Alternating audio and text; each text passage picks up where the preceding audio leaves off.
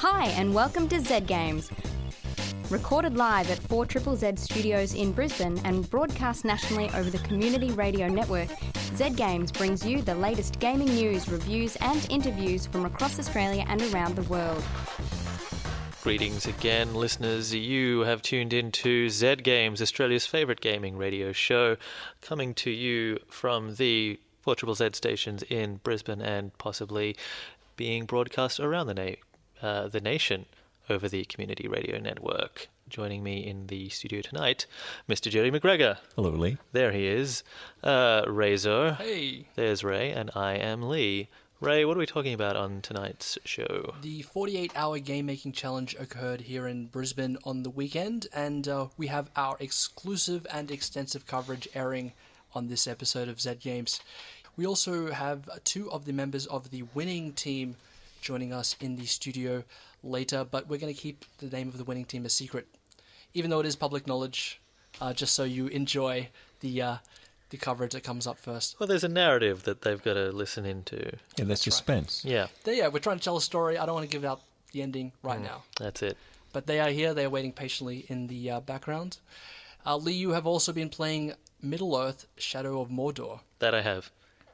Kill a lot of orcs? Oh, so many orcs. And the ones I haven't killed, I've enslaved. So Great. I'll get into that. Yeah. But let's kick this episode of Z Games off with the week in gaming news headlines, if you will, Mr. Jody. Sure thing. Assassin's Creed Unity producer Vincent Pontbriand has defended Ubisoft's decision to lock the resolution of both the PS4 and Xbox One versions of the game to 900p, telling Videogamer.com it was to, quote, avoid the debates and stuff. The last Assassin's Creed game, Black Flag, launched at a resolution of 900p on both consoles, but a post-launch patch boosted the PS4 version to 1080p, the native resolution of most HD televisions. Technical analysis of multi-platform games released on both consoles has consistently demonstrated that the PS4 has an edge over its rival. Backlash has swiftly appeared online, with many PS4 owners asserting that Microsoft must be behind this, also pointing out the fact that this is the first time in many years that Ubisoft are partnering with Microsoft to promote an Assassin's Creed title. The latest statements from Ubisoft deny the fact that the PS4 version has been held back at Microsoft's request, also stating that the final technical specs are still being worked on. Now, Ray, you love conspiracy theories. Is this one tickling you? Yeah, well, I'm just saying all of the circumstances have fallen into place. I mean, you got to say, yeah, it looks pretty damning. This is definitely the work of the Illuminati or the Majestic 12. Well, we know that Microsoft aren't above, I guess, holding back other companies to improve, the quality of their own brand, if you know what I mean. We saw with Tomb Raider, they got an exclusive launch for the Xbox One. They delayed the other versions, if you will, yes. to make the Xbox One version look more attractive. So they're not above doing that. So. Yes, certainly Sony have never acquired any kind of exclusive content at the detriment of the rest of the market. They only play above the board. They're good guys. Yeah. Well, they're all a bunch of backstabbers there, but yeah, that was a very conspicuous one that happened recently, so it was at the forefront of my mind. All right. Yeah. Well, we will keep the rest of you and your tinfoil hat brigade in the loop as we unearth the rest of this one. Following a statement by CEO Fergus Urquhart promising that upcoming RPG Pillars of Eternity will, quote, 100% release on PC this year, Obsidian Entertainment has pushed the release back until 2015 in order to make a game that it can be, quote, rightly proud of. Pillars of Eternity was successfully kickstarted for over $4 million last year and promises to be a spiritual successor to the old Infinity Engine-powered RPGs of yesteryear like Baldur's Gate, Planescape Torment, and Icewind Dale. If he had just said 99% it will be released this year, yeah, he wouldn't have been a liar. I understand that Microsoft have actually paid them to push this back so that it can be a Windows 10 exclusive, but, you heard it here first, and don't tell right, listeners? Don't tell anyone else this rumor that may not be confirmed yet. I'm disappointed. But I do actually think, having played the early release, that maybe it needs a bit more time in the oven. The storytelling stuff is all great, but the combat is still a bit old-fashioned, not good yet, and there's a lot of it, so maybe they should make it good first. Yeah, that was always a bit of a problem with those old Infinity Engine games. You know, Planescape was incredible storytelling, and you just sort of had to stumble through some boring fights to get it. Tiny Death Star has been pulled from the app and Google Play stores by Disney without notifying its creator, Nimblebit. A Disney spokesperson told Game Informer that the game had been pulled so that the publisher could focus on priority titles like Star Wars Commander. A game developer from Nimblebit said, "We had no prior knowledge that the game would be removed and no longer even have a contact at Disney after the recent layoffs. Suffice to say, if you're a developer looking to partner with Disney, this might not be the partnership you're looking for." I get it. Yep. It's kind of funny. Yeah, so little guys have been screwed over by what you might describe as some kind of large organization, empire, if you will. Mm-hmm. Yeah, I see what you're going so with Disney only could be a large organization? You could call them an empire of sorts. I think like the list of companies that Disney doesn't own is smaller than the ones it does at this point. If Disney are listening in, we are up for sale. We will happily become part of the House of Mouse for a very small amount of money. Hardly any at all. Yeah, you can just shuffle us right in there. I played Tiny Death Star, and that big evil Death Star had some really nice ice cream stores in it, so I would happily move into one. Yeah, but the torture chamber underneath, though. Yeah, I mean, but above that, it was like a lovely mall. Now we're going to jump straight into our exclusive coverage of the 48-hour game-making challenge that happened over the weekend. We went and interviewed a whole bunch of the teams, so we're going to run that now. So we're speaking with Truna, who is, I guess you're the grandmother of the competition. Auntie, watch your mouth. I do have a running joke, though, with various people that very soon, like when you see people bringing in their kids, and you know that their kids are going to be in your challenge next, soon it's going to become granny and people are going to get slapped if they try that one. So what is the 48-hour game-making challenge? I think it is a festival of game making. I mean, ostensibly it's this sort of stupid head thing where all of these people come and sit in a room for 48 hours and make games. But actually I think that's how the game making community have its festivals. You can see people who come back year after year. As soon as they walk into the site, they start remembering previous years. And so it's like when you go back to, Glastonbury or the Isle of Wight or something like that. It's like, how you remember things when you're there? So, yeah, game making, jam making challenges are festivals. Hey there, game makers! We are Z Games. And we have 3 very important words for you all. The words are... Sacrifice, wave, and guard.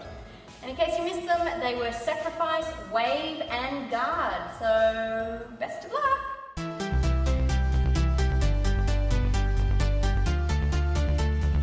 We are talking with Rockin Legacy, who are a returning team, a team of veterans. If we could get your name and your role in the team. My name is Elliot Courtney, and I'm the 3D modeler for the team. Lewis Reed, programmer. I'm Peter Roberts, and I do the sound and music. James, programmer. I'm Daniel, I'm the artist. My name is Rocco Loria. I'm the team liaison / leader, debatable, / designer. Anyway, we're returning again. This is personally my 7th year in a row. What did you think of this year's words when you first heard them? I'm really ecstatic with these words. I think that, and I'm not just saying this, but the fact that they can, wave, for example, can be used in so many different ways. You could think of wave in an ocean, wave of enemies. You have a wave as an action. You could have a Mexican wave. You can have all these different waves. It's a really pivotal word. And then you've got guard and sacrifice, which really complement each other in a very yin-yang way that, they just work. And they can be used in a gameplay mechanic in a really interesting way that I think more games today use than I think we realise. You know what I mean? You're often defending something or you're giving something up, or, it lends itself well to a lot of games that we enjoy playing, which is why it's so fun to make something. And we're so excited about our idea based on these words. So what is your idea, if you could sum it up? It's probably most similar to, say, Smash Bros. You play Aztec warriors and you're defending the temple. To power up, you sacrifice the civilians of your village. You're defending your temple against waves of gargoyles, which are underworld gargoyles coming to destroy the temple and bring ruin to the world. You can also sacrifice the other players if they're low enough on health. And actually, I think, I'm not sure if we agreed on it, but you can sacrifice yourself to become a demon if you think that the ship is sinking, and you can win if the bad guys win. It's almost like a basketball game, which was kind of invented back in the Aztec time. First one to slam dunk the civilian into the altar and sacrifice them.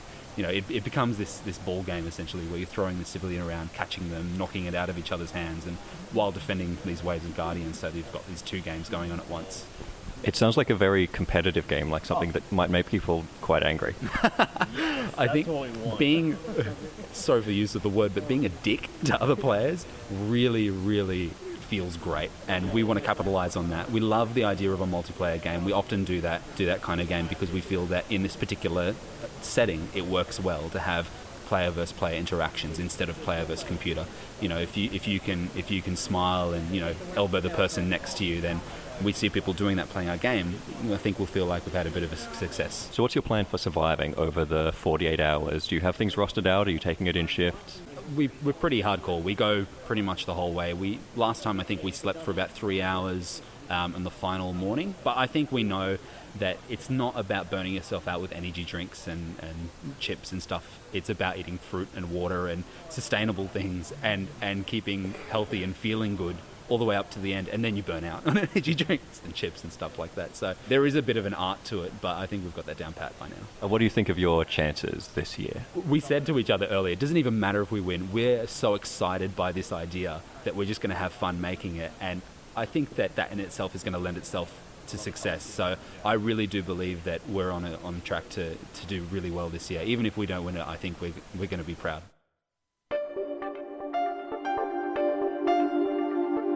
Okay, I'm speaking with Team Loquacity and Hubris.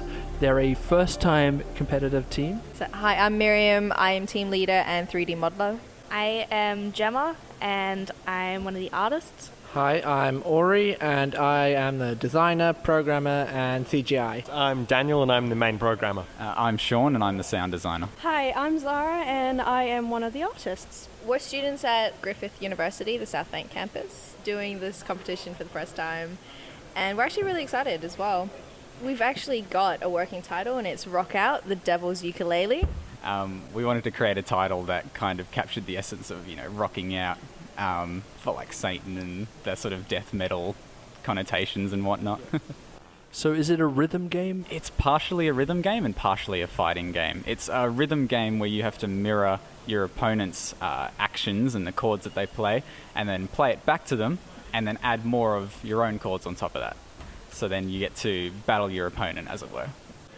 Okay, so we're only now 2 hours into the competition. Are you guys confident? I would say that we're confident in our abilities, but we're unsure of where we're going to be able to progress with this.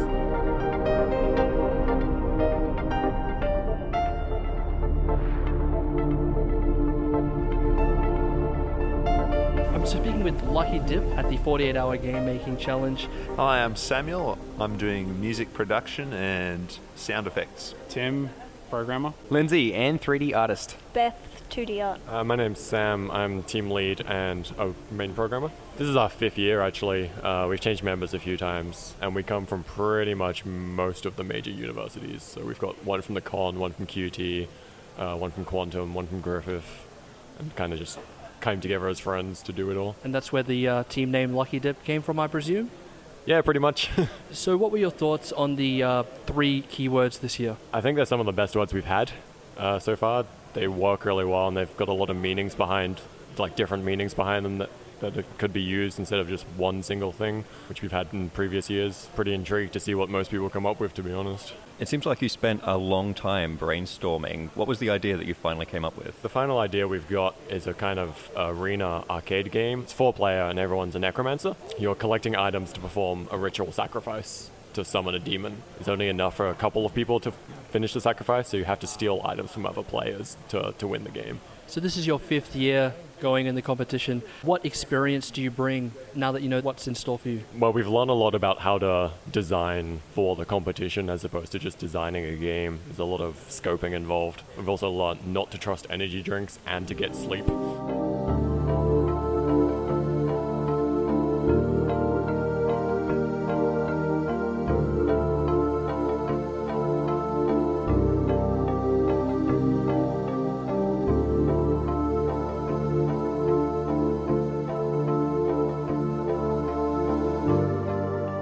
We are back on site here at the 48-hour game making challenge. Jody and I have returned for day 2, and Lee has joined us here as well. It's about 3 p.m. on the Saturday, so we're about 23 hours into the competition. So let's go and check on our teams and see how they're doing. Checking in with Loquacity and Hubris. We got to go home and have a good night's sleep, but that's not the case for these guys. One of your members is missing. Pretty much. He's gone off to pass out, honestly. He hasn't slept. We hadn't slept till about half an hour ago. So how are you feeling at this point? Pretty fantastic. I'm at that stage where you feel really euphoric for some reason. Even though I've had about 5 hours sleep collectively. Compared to everyone else, I'm actually doing quite well because I got a huge nap this morning. So everyone else kind of hates me a bit.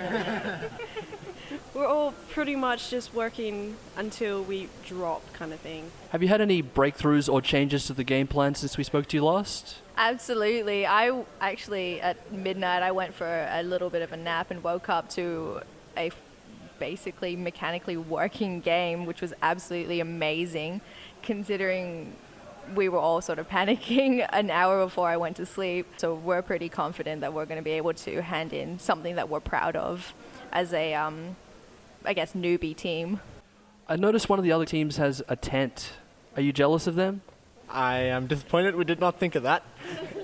Part of the experience is sleeping on the floor as uncomfortable as you possibly can, surrounded by all this junk. Very needed junk, by the way. But getting a tent, this isn't camping. This isn't your old day camp kind of thing. This is the 48-hour game making challenge, all right? So I don't know what's up with that team, but they're not in it. A lot of shit talking from the new team. It's very good to see, yeah.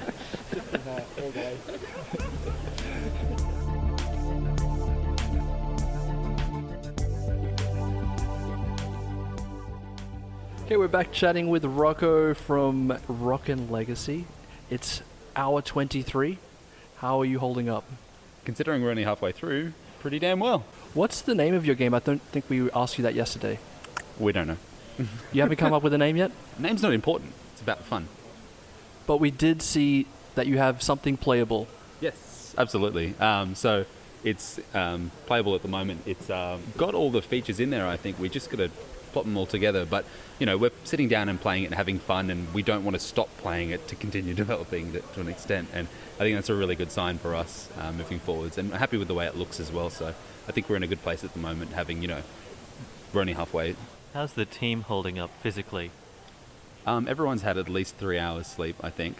So we're doing pretty well. It was just enough to get us through the night and see us into today. Everyone's in pretty good high spirits. I think we're all pretty happy with what we've managed to accomplish so far. So yeah, it's keeping us in high spirits, and we're ready to keep going. I noticed you're in the same shirt that you were wearing yesterday. Is that something that the whole team has decided to do, like just stay in the one change of clothes, or did you bring several changes? I actually just have 20 of these shirts. That's all I wear. No, I'm kidding. I've just been too busy to take a shower yet. A lot of other people have. It's probably my turn coming up in the next hour or so. But, it is important to keep fresh.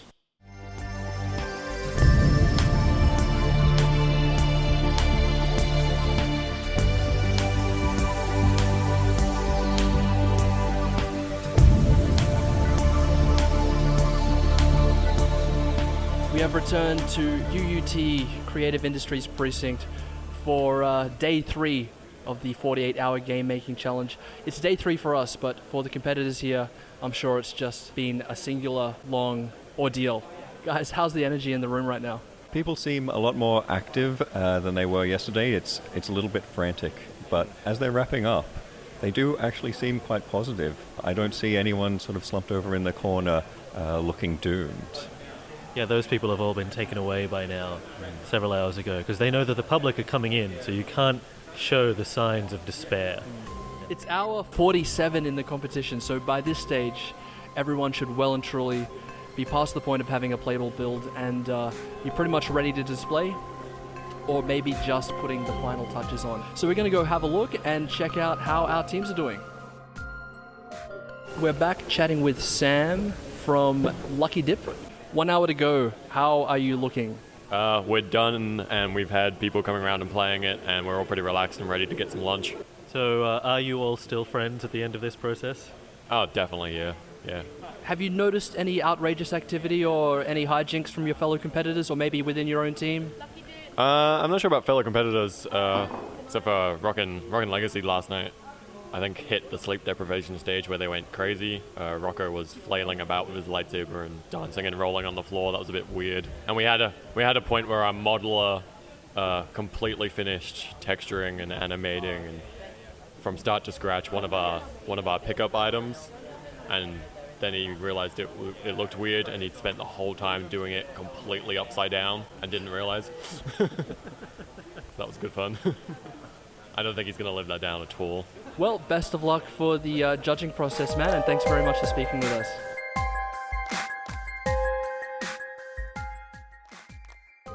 Okay, we just moseyed on over to the workstation of Loquacity and Hubris, speaking with team leader Miriam once again.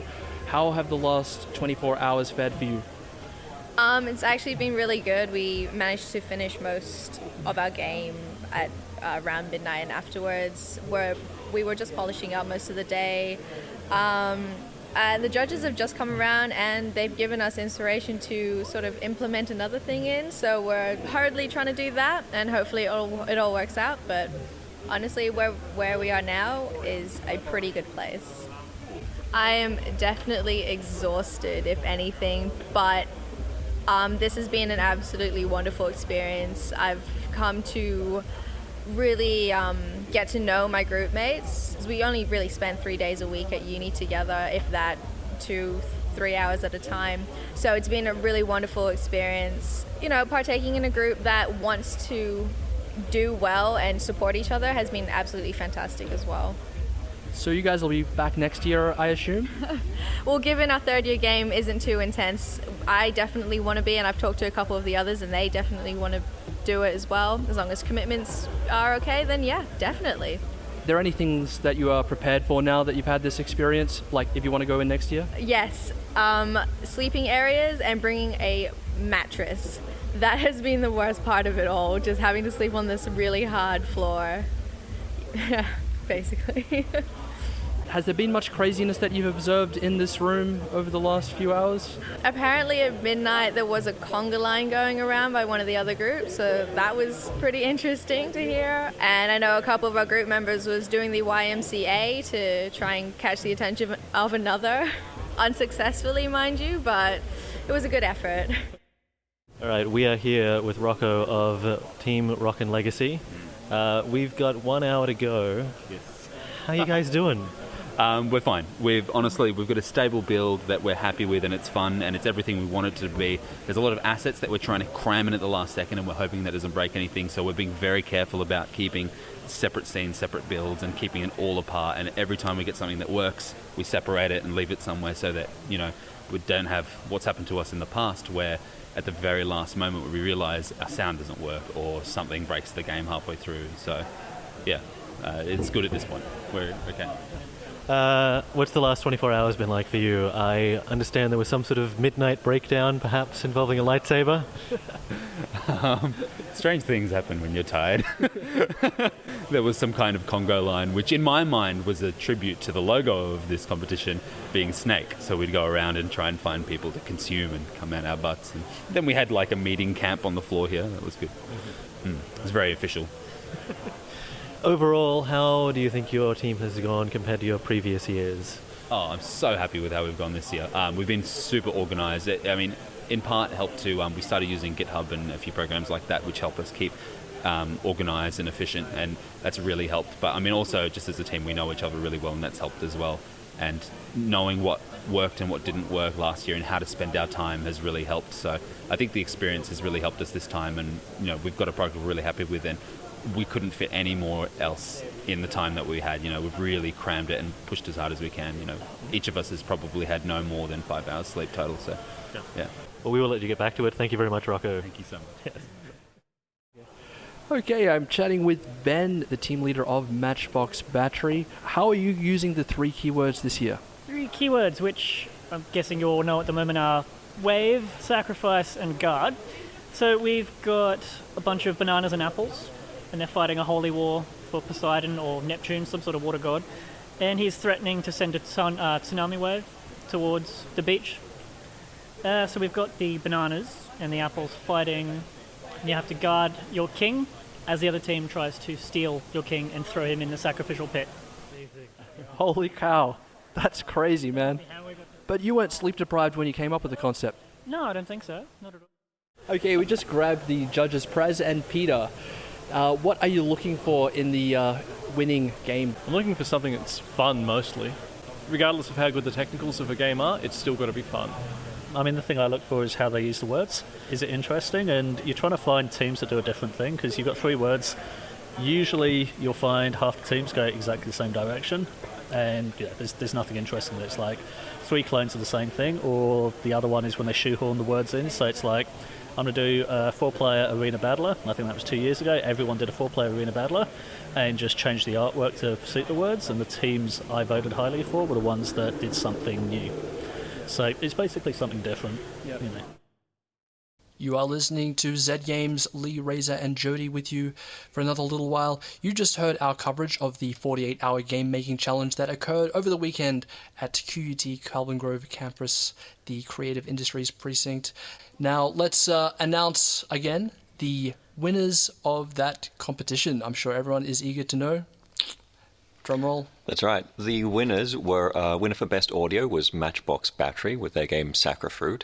Best Graphics was won by Upa Chalupa with their game On the Lamb.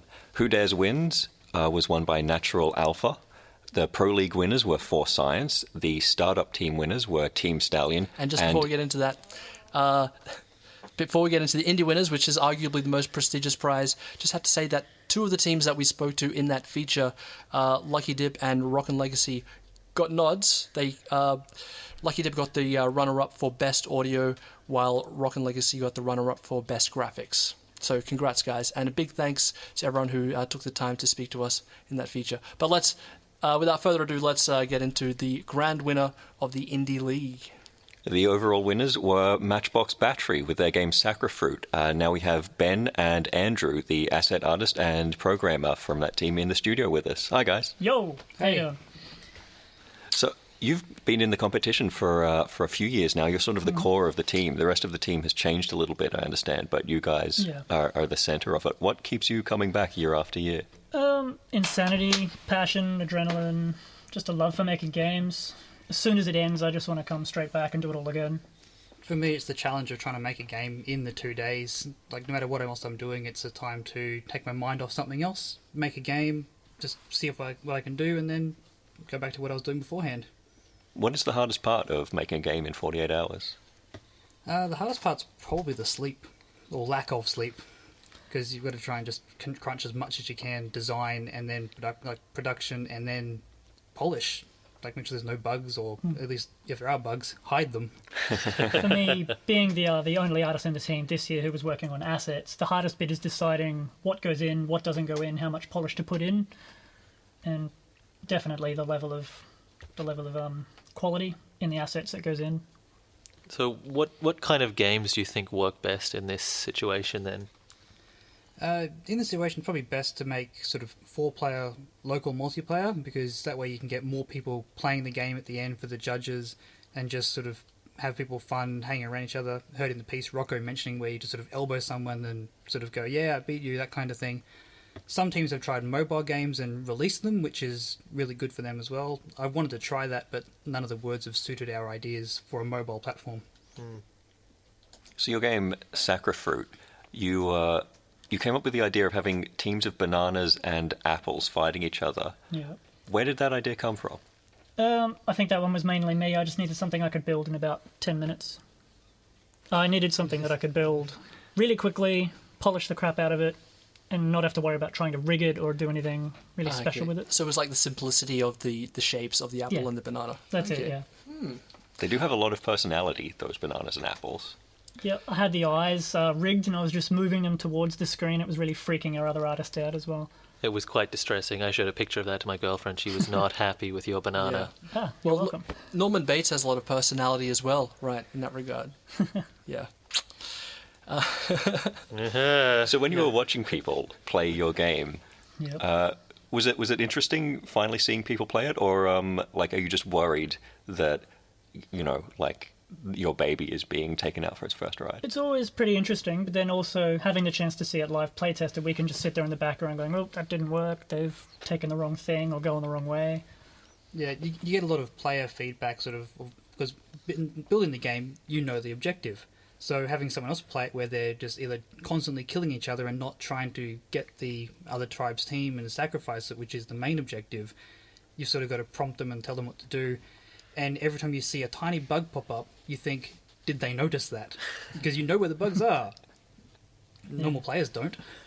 You see it stack out like a sore thumb, but they might just go, oh, it's part of the game. Now that you have a couple of days of retrospect, what do you think it was that you did right that led to you winning? What do you think? Well, for winning the best audio was a good one. I think the best part with that was just the character we gave the fruit. As you carry the other tribe's king near the sort of guys that throw him into sacrifice, he starts going, no, no, no, no, no, no. Just a lot of character into it, which I think made a big standout. I think Ben did a better impression of it. That was it. Yep. Yeah. But yeah, cool. I was completely shocked that we won best game, so I don't know what we did to have that stand out as the winning key. So there's no way to repeat that then. No, I don't think anyone knows what the winning formula is for this kind of challenge. I'm going to spend the year going over it going, is it this? Did we do this wrong? Is it because we sort of screwed this up? If something hadn't worked properly? Judges love fruit. It's as simple as that. Yeah, I guess because some of them are from Half-Brick, Fruit Ninja. Bit of bias, maybe. Yeah, if you'd made your fruit into actual ninjas, then I think you would have been definitely on top. Yeah, I had thought of that at about 5 o'clock. I've gone, why didn't I go ninjas? It's perfect. So in that featurette that we just heard, a lot of the team members said they didn't get much sleep, only 3 hours a night, if that. How was it for you guys? I got about 14 hours all over. So a good third of it. I only got about 9, 5 the first night, 4 the second, because you're like, I need to stay up, finish this, and then get up early and keep going. So the feature mentioned that there was a conga line around 3 o'clock in the morning. Did you guys witness that? I was just going to bed as that happened on the Sunday morning. I got to bed about midnight. Apparently it happened around 3, and I had no clue that it was going on. They walked right past you while you were in your sleeping bag. That's the scary thing, because I could hear everything else, and I couldn't hear this conga line. In the other years that you've been part of the competition, have you seen a lot of that kind of behaviour around 3 o'clock in the morning? Is that when people go a bit nuts? No, I don't think time really matters at that point. Last year, I think it was sort of probably Saturday afternoon, we had sort of a small just train of chairs going along out the door. That was Saturday afternoon. I do remember that one. 3 a.m. means nothing to it. It's just when you're crazy, you need something else to take your mind off it. A lot of the loudness usually comes from me, but this year I kind of toned it back, because I remember a couple of years ago, people going, oh, it's really quiet in here, Ben must be asleep. I guess that's a few examples of people like taking the stress and channeling it in a positive way, but have you ever seen anyone like lose it or just become really upset? Yeah, Dish. We want dirt. Who cried? During the blue screen that we had, I think you kind of went a bit crazy. Previously, I've not, like, even if something does happen, you don't usually hear about it, but something happened to me was 2 p.m. Sunday, computer blue screened. So 30 minutes of trying to get set back up and redo the work I'd lost. Everyone else was hanging around me, sort of wondering, are you getting it working, getting it fixed, and what's this part of code doing? I actually said to them, leave me alone, I'm stressed. Everyone just walked away. It's just like, get the hell out of here. Yeah, we did see one team lose, I think, 7 hours of work just due to some small error. So, when you're working in a 48-hour time frame, I mean, 7 hours is a large percentage of that, right? Yeah. So after the competition, how long did you celebrate before you just went to bed? I think I was probably about 10:30, 11. I went to bed. I set up my computer again and then just fell asleep. It hit me yesterday, actually. I got home and I just fell asleep at about 7:30. It's a bit of a delay effect.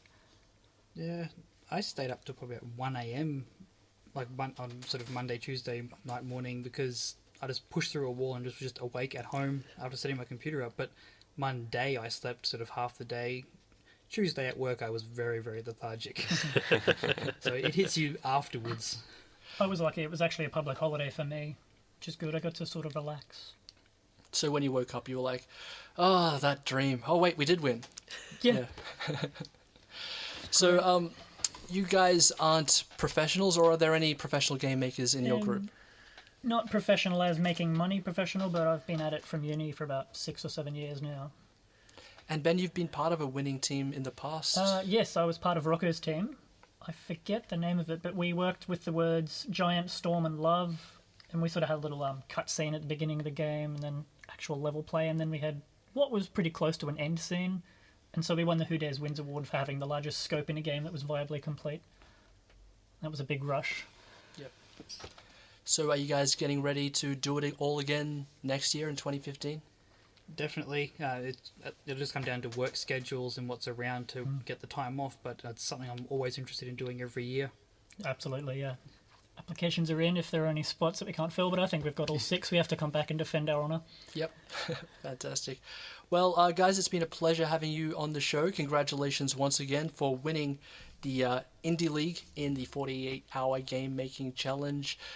Now that you are the reigning and defending champions, do you have any advice for any newcomers for next year's challenge? That's a good question. Don't try to not sleep, because you'll end up just basically killing yourself. You want to keep your creativity up. Do what Rocco said in the interview there. He said eat plenty of fruit, drink plenty of water, just stay regular with it.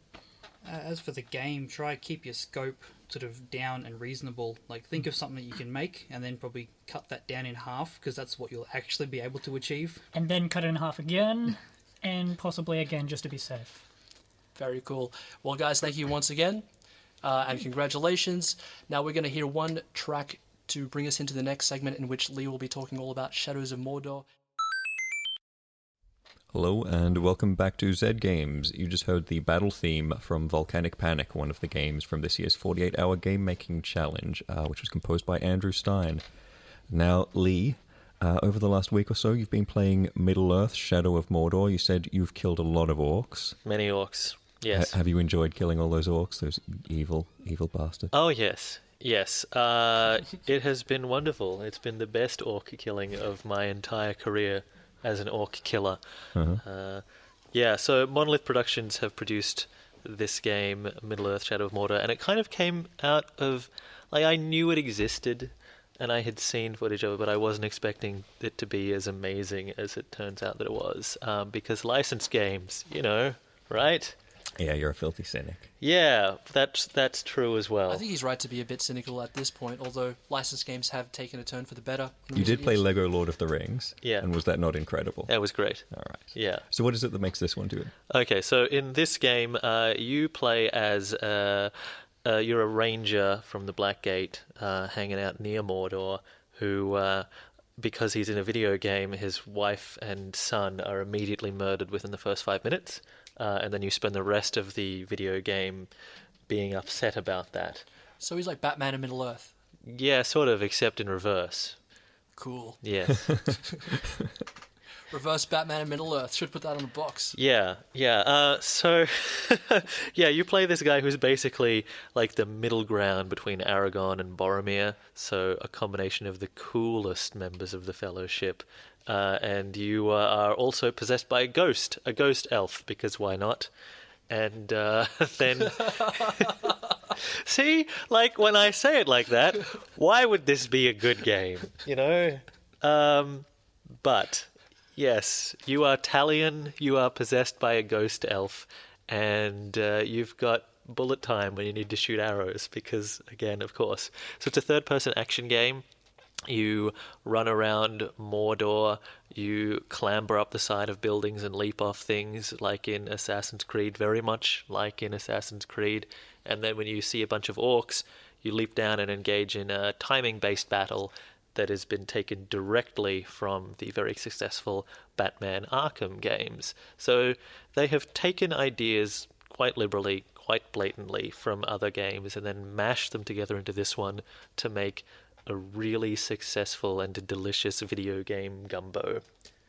Those are good things to rip off. I wish more games would steal from absolutely. Arkham Asylum's combat system because it's so much fun. I think every game should steal from Batman because he's the best at fighting, and they have done a very, very good job of taking that and then making it at least feel like their own thing. Because in this game, you have swords and daggers, and it's fine to cut the heads off orcs. In fact, that's a very, very good thing in most situations. And so here, instead of doing brutal knee bone crunching finishes and things a la Batman, you are stabbing people and cutting off their heads, and big black spurts of black orc blood are spraying everywhere. It is brutal, but very, very satisfying as well, because screw orcs, right? Screw them. On the subject of hating orcs for being jerks, hating orcs for being orcs? Yeah. I love you. I don't know. That doesn't sound right to me.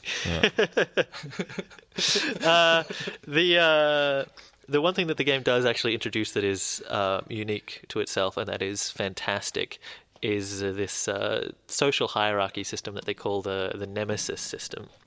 And in Mordor, there are a bunch of war chiefs at the very top, and then they have their bodyguards and their captains who are all lower down in the hierarchy from them. And at any point, you can press a button and go see what the social structure of Mordor is like. You can see them all there, standing there.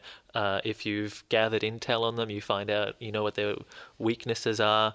You can see which part of the map they tend to hang out in. Sometimes there'll be specific missions where you can go and interrupt them as they're attempting to gather power, because what happens is that the orcs have all got their own agenda, and they've all got things that they want to do to become better at being orcs. So some of them will be going hunting to prove themselves, and others will be having a feast. Others will be like ambushing another guy or executing another one.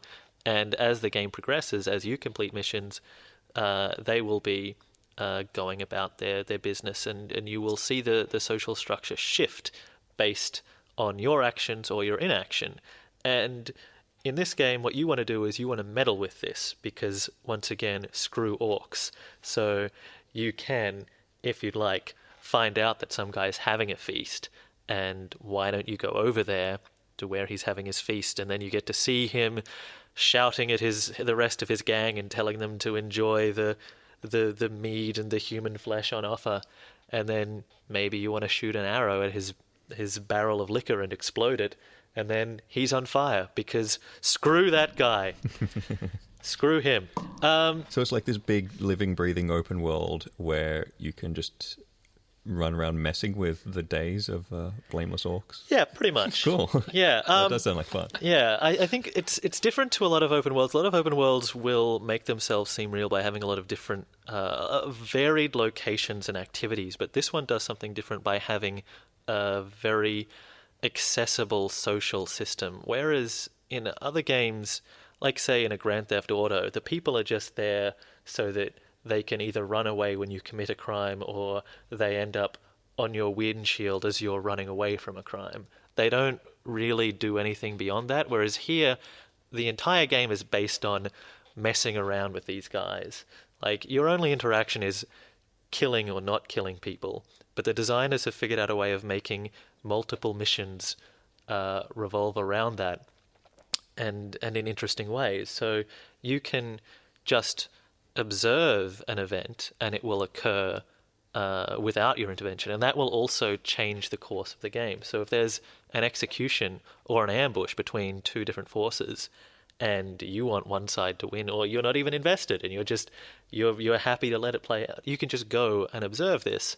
And I don't think I've ever really seen anything like that in a game before, where there's it's a simulation of a a living, breathing society that you then get to participate in, or at least screw up as much as you would like to or not like to.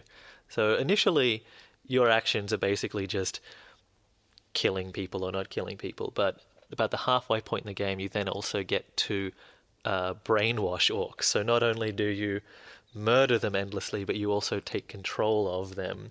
And so suddenly you've got your own agents in the field, and you can then, then suddenly you're really invested, and you want to actually help out guys that are on your side. And that gets really delicious, because if the other orcs find out that your guy is basically a traitor, then they will try to kill him. So then suddenly you've got to leap in and defend another, this orc that you've brainwashed from other orcs, and then everything gets very messy because another captain could come along, and suddenly you're involved in this big rolling battle across a fortress because one guy that you like was trying to hunt some ghouls or something, and everything went very, very wrong very publicly.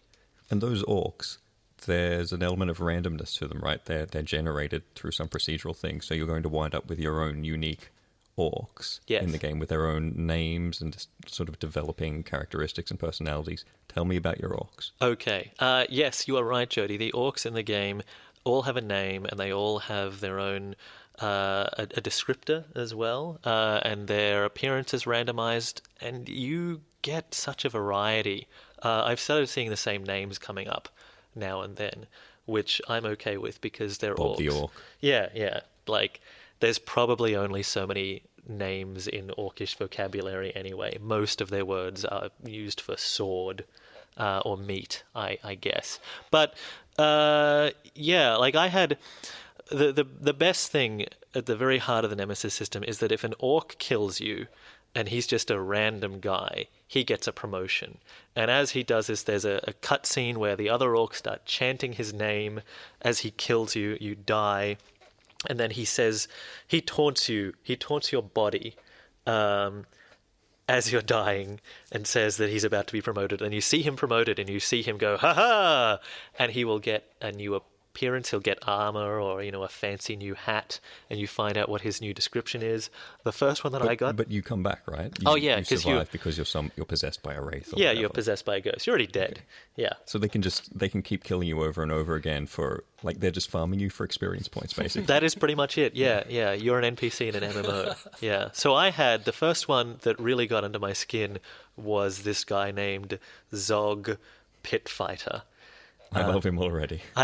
I hate him so much. And Zog Pitfighter annoyed me because I was really excited about getting an orc enemy, because they say things at you and they taunt you, and when you go near them, they will shout witty things. I had one guy who caught me sneaking around over the top of him and was calling me a coward or saying that I was a bird and all sorts of things. They're great. They're really chatty. This guy, Zog Pitfighter, had no vocabulary. When I turned up, all he would do would scream at me through his teeth and then blow a kiss. And nothing annoyed me more than this. And he killed me. He got lucky because I was in the middle of another fight with someone else, and he shot me with an arrow and I died. He got promoted straight away.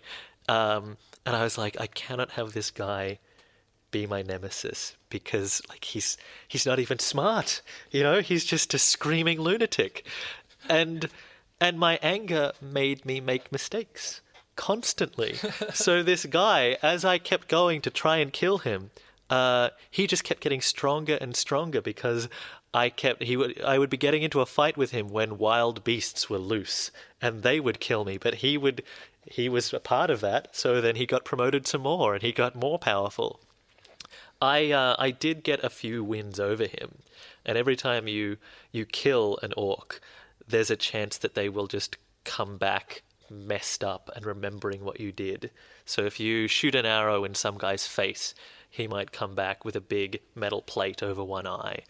Kind of like Shredder came back in Teenage Mutant Ninja Turtles 2, The Secret of the Ooze? Exactly like that, yes. I think they took this whole system from the second Ninja Turtles movie. Yes. If you burn them, they'll remember that. They'll come back scarred and even angrier. Zog and I fought, and he came back so many times that by the end, his head must have been I saw it come off twice. But orcs are hardier than you and I.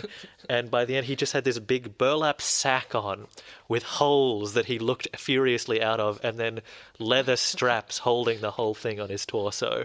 And he was still beating me.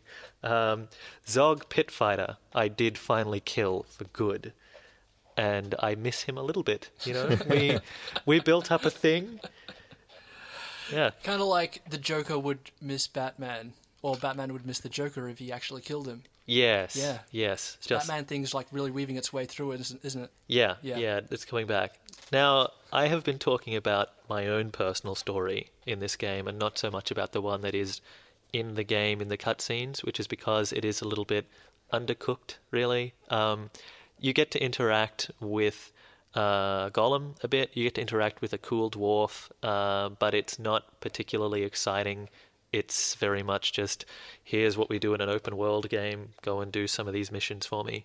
But that said, the most important story in any video game is the one that you get to tell yourself, and it's been a while since I've played one where I have felt such a connection to the other characters. Even if they are all my enemies, they're all enemies that can grow and become more interesting and feel very much real and alive. And so I cannot recommend this strongly enough. So there's your box quote, Ray. It's Cool. great. I have a lot of enemies now. It really sounds awesome. Yeah.